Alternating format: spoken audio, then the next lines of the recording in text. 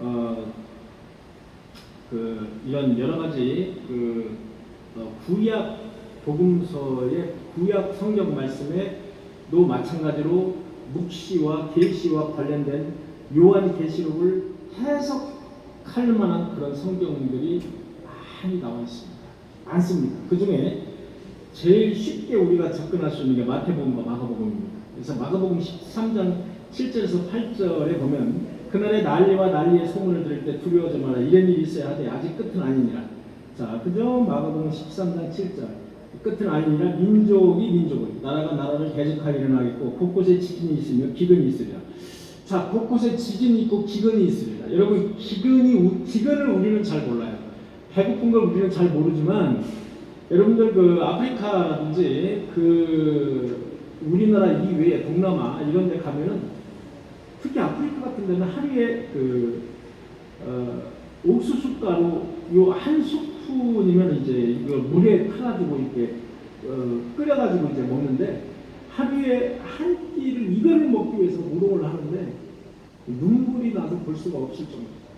사실 왜 아프리카 사람들이 그렇게 살 수밖에 없는지 이런 부분에 대해서 성경적으로 해석하는 부분들은 많이 있지만 그런 걸 떠나서 얼마나 기근에 지금 시달리고 있는지를 우리가 열심히 볼 수 있는데 아프리카를 보면 알 수 있어요. 아프리카 보면은 우리가 기부하라고 그러지 않습니까? 기부 메시지도 많이 나오는데 우리나라에서 지금 우리 주변에 기근 때문에 어려움을 모르라서 그렇지 조금만 눈을 돌려보면 기근으로 인해서 굶주리는 사람들이 너무나도 많다는 사실을 우리가 알 수가 있어요. 그래서 이 종말의 상징적인 의미가 바로 지진과 기근이라는 걸 알 수가 있어요. 여러분, 지진 계속해서 경보를 내고 있죠? 계속해서. 엊그제도 리비아에서 난 게 모로코에서 난 게 지진입니다. 계속해서 나고 있는 거예요. 기근은 말할 것도 없어요. 왜? 이렇게 폭우가 내리고 바닷물이 뜨거워지면 있잖아요. 바닷물이 뜨거워지면 바닷물이 이렇게 증발하잖아요. 어마어마한 물이 증발합니다. 우리 지구의 3분의 2가 물이잖아요. 증발해요. 이 물이 한마디로 해서 왕창 쏟아요. 어디에다가. 이게 폭우입니다. 지금 리비아에 쏟은 거. 이 폭우예요. 한꺼번에 300mm, 600mm가 쏟는 거예요. 그러면 대책이 없죠. 자, 그렇고 나면 어떻게 되느냐? 그걸로 끝이 아니에요. 그렇게 되면 그 지방에 전염병이 올 말이에요. 전염병이 옵니다. 전염병이 어디로 가느냐? 전 세계로 퍼지는 거예요. 이런 현상이 악순환이 계속 되는 겁니다. 이것이 바로 우리가 지금 전 세계에서 바닷물의 온도가 지금 2도 올라갔다, 3도 올라갔다 이렇게 얘기하는 거예요. 경고하기는 기후학자들은 원래 바닷물이 여러분 우리 지구의 3분의 2가 물인데 3분의 2의 물을 열을 가해서 높인다고 생각해 보십시오. 얼마나 많은 열을 가해야 되겠습니까? 여러분 이거 가지고 열을 가해도 지금 열이 필요하잖아요. 우리 가스가 필요하고 전기 필요하잖아요. 여러분 이 바닷물을 1도, 2도 높이는데 필요한 물이 그래서요. 바닷물이 1도 올라가는데 몇 년이 걸리냐? 1000년이 걸리는 거예요. 바닷물이 1도 올라가는 거예요. 그런데 지금 100년 사이에 바닷물이 몇 도 올라가느냐? 2도가 올라갑니다. 100년 사이에. 100년 사이에 2도 올라가고 앞으로 이런 현상이 가속화된다는 거예요. 그러면 앞으로 약 1.5도가 더 올라가면 우리 지구는 더 이상 인간이 살 수 없는 그런 지구가 된다고 기후학자들은 얘기하고 있어요. 그런데 몇 도가 올라갔다고요? 1도가 다시 올라갔다고. 앞으로 0.5도가 더 올라가면 이제 지구는 더 이상 인간이 살 수 없는 폭우, 폭염 이런 것들로 전염병 이런 것들로 인간이 살 수 없는 그런 상황이 될 것이라고 기후학자들이 이야기하고 있어요. 자, 우리는 그것이 아니더라도 성경을 보면 이렇게 종말의 징조들이 여기저기에서 특히 다른 때보다 특히 많이 지금 현재 종말의 징조들이 나타나고 있다는 사실을 저와 여러분들은 분명히 알고 계셔야 됩니다.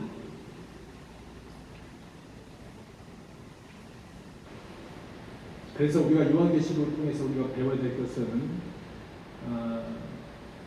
이제 예수 그리스도께서 여섯째 인을 이렇게 이제 떼신 거예요.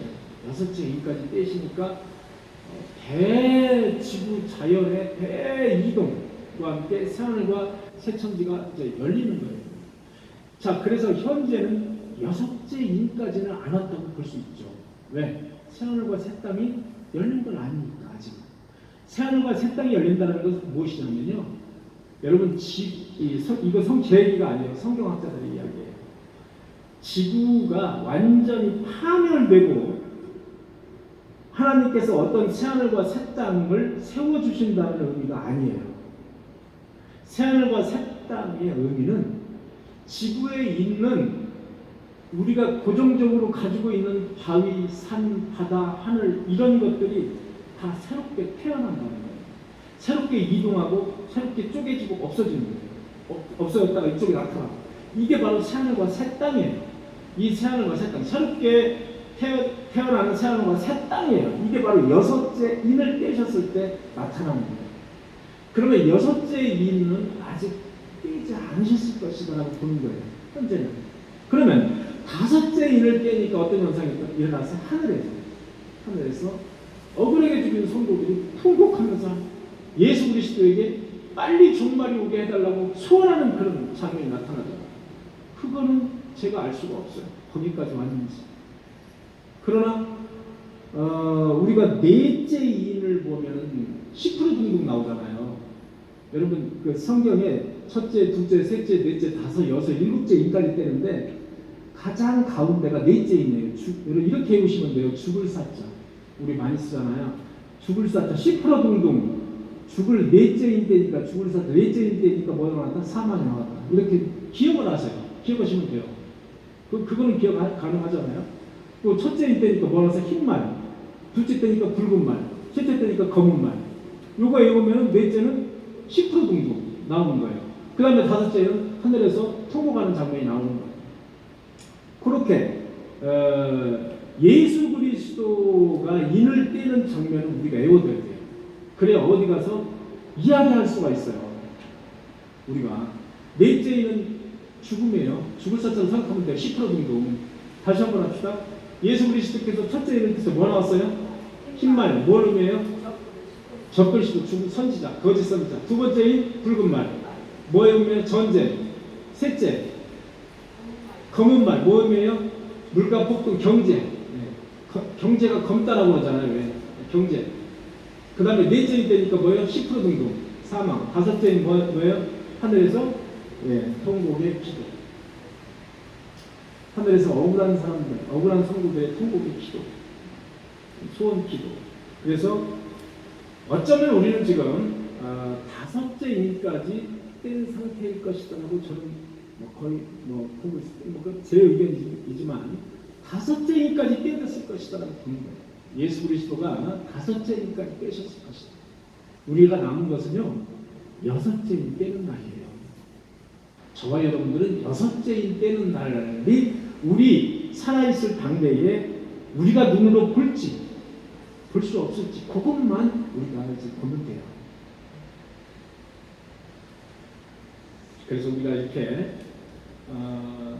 이 세상에 먹고 살기 위해서 노력하고 부자가 되기 위해서 또는 강한 사람 되기 위해서 노력을 한편으로는 하지만 또 한편으로는 우리가 하늘의 사람이 되기 위해서 하나님의 사람이 되기 위해서 마지막 때 우리가 심판인 한 땅의 사람이 되는 게 아니라 심판자들이 되는 것이 아니라 바로 구원받는 사람이 되기 위해서 정말로 힘쓰고 노력을 해야 될 때다.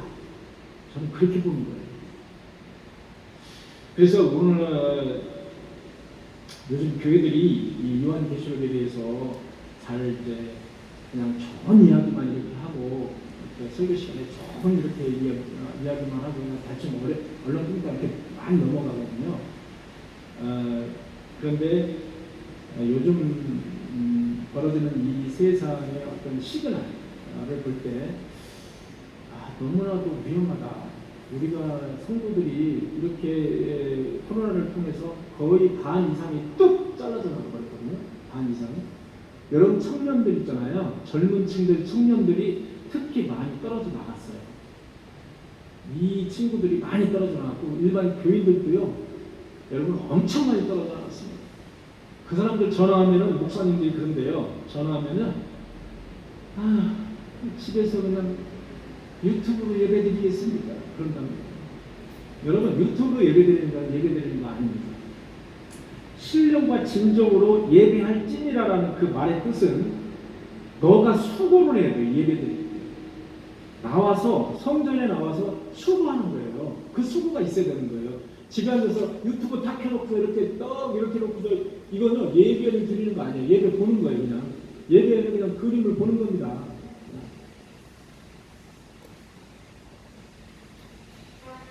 목사님이 이런 말씀을 하시더라고. 지난 코로나 때 교회가 두 가지가 있었대요. 두 종류의 교회가 있었대요. 한 종류는 정부 시책에 잘 따라서 교회에 나오지 말고 집에서 유튜브로 예배드리십시오 라고 광고를 하고 교회에 나오지 않도록 그렇게 정부 시책에 잘 따르는 교회가 하나가 있었다는 거예요. 두 번째는 어떻게 해서라도 예배를 드리려고 정부 시책의 눈을 피해서라도 어떻게 해서 예배를 드리려고 교인들이 모여서 예배 드리는 교회가 있었다는 거예요. 이 두 가지 종류가 있었대요. 맞죠? 여러분 맞아요. 저희 교회는 어디에 속하나요? 전자에 속하나요? 후자에 속하나요? 저희 교회는요 후자에 속합니다. 왜냐하면 저희 교회는 실제로 예배를 안 드린 건 딱 한 번이에요. 그때도 몇 분이 나오셨었어요. 몇 분 나오셨는데 그때는 진짜 너무 공식적으로 처음에 이제 정부에서 그렇게 한다. 그 외에는 우리가 예배를 다 드렸어요. 다 드렸습니다. 예배를. 왜 드릴 수 있었냐면 정식으로 우리가 꿈의 교회를 등록을 하지 않았을 때이기 때문에 예배를 사실은 마음 놓고 드렸어요. 그랬더니 이제 그 목사님이 하는 얘기입니다. 지금에 와서 보니까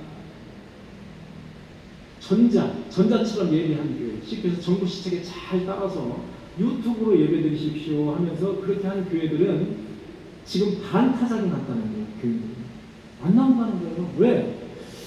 유튜브로 예배드려도 예배인데 왜 교회를 나가야 되느냐는 생각이 있다는 거예요. 교회들이. 근데 교회에서 목사님들이 그렇게 이해했으니까 그래서 조금만 틈만 보이면 교회를 안 나온다는 거예요. 안 나오면 집에서 유튜브로 예배드리겠습니다 이런다는 거예요. 그러면 목사들이 플레이가 없는 거예요. 그 목사님이. 그런데 어떻게 해서라도 끝까지 예배를 모여서 모이는 예배라고 하지 않습니까? 모여서 예배 드린 교회는 배가 성장했다는 거예요. 배가. 그것 때문에 대성장을 했다는 거예요. 지금 제가 그 얘기를 듣는 순간 우리가 정부 시책에 예배 드리는 것에 대한 정부가 관여하고 정부가 예배 못 드리게 하는 부분은 가능하면 우리가 그 말을 우리가 지금 하늘의 사람이 아니고 땅의 사람들이라면 그 말을 들을 필요가 없는 것이 맞구나라는 생각을 제가 이제 한편으로 했어요. 그래서 우리가 예배 중심의 그런 어떤 교회, 예배 중심의 신앙생활 이런 생활이 얼마나 지금 귀한지 알 수가 있어요. 여러분, 우리는 지금 한 치 앞도 볼 수가 없는 세상에 살고 있어요. 여러분, 내일이라도 저 별이 우주에 있는 별이 지구를 향해서 떨어진다 해도 조금치도 이상할 게 없는 그런 아주 이상한 그런 세상에서 우리는 살고 있어요. 여러분, 저는 그렇게 생각하거든요. 내일이라도 어떤 이상한 별이나 이런 것들이 확 지구를 향해서 달려들어도 이상할 게 없는 거예요. 여섯째 인을 떼면 그렇게 되는 거예요. 그리고 산과 별, 하늘이 막 두루마리처럼 말리는 거죠. 말려서 그냥 새하늘과 새 땅이 되는 거예요. 신천지가 되는 거죠.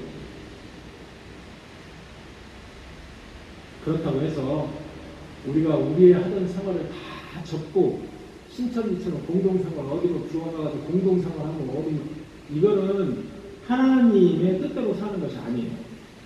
우리의 삶에 충실하게 살면서 하늘의 뜻을 항상 놓치지 말고 기억하고 경각심을 가지면서 신앙생활하는 것이 하나님이 원하는 뜻이에요. 결코 그 이단들처럼 뭐 며칠날 이렇게 뭐 새해가 뭐 신천지가 열리니까 다 교회 들어와서 우리 공동생활 다 이 세상도 필요 없다. 다 팔아서 들어와라. 이거 아주 이단 중에 이단 이런 짓 하는 겁니다. 그래서 신천지를 가지고 이게 조사를 해봤더니 신천지 가지고 전 세계를 돌아다니면서 우리나라도 마찬가지고 전 세계 여러분 우리나라 신천지 교단이 우리나라에만 있는 게 아니에요. 전 세계 신천지 지부회가 다 뻗어 있어요. 여러분 아시죠? 우리나라에만 있는 게 아니고 전 세계에 다 뻗어 있어요. 전 세계. 그래서 조사를 해봤더니 전 세계에 우리나라 이단이 전 세계의 95%를 차지하더라고요. 전 세계에. 여러분 우리나라 이단이 얼마나 지겨운지 아십니까? 아주 지긋지긋하고 지겨운 게 이단이에요. 우리나라 이단. 외국은 이런 이단들이 그렇게 많지 않다라는 거예요. 우리나라에만 왜 이렇게 이단이 있냐? 요한계시록을 잘못 해석해서 이런 이단이 생기는 거예요. 그래서 저와 여러분들은 요한계시록을 정말로 정통적으로 잘 하나님의 뜻대로 요한계시록을 해석할 때 저도 제가 해석하는 건 아니지 않습니까? 이 기도 많이 하시고 성경 많이 이렇게 공부하시고 하셨던 이런 그 선지자들, 선각자들, 이런 신앙인들이 이거는 이럴 것이다, 저럴 것이다라고 정통적으로 이렇게 써놓은 그런 문서들, 그런 것들을 다 이렇게 종합해서 여러분에게 이게 정통이다라고 생각하는 것만 여러분들에게 말씀을 드리는 거예요. 조금 더 이상하다고 생각하는 것, 다른 비판을 받는다든지 그런 것들은 여러분들에게 말씀을 드리지 않습니다.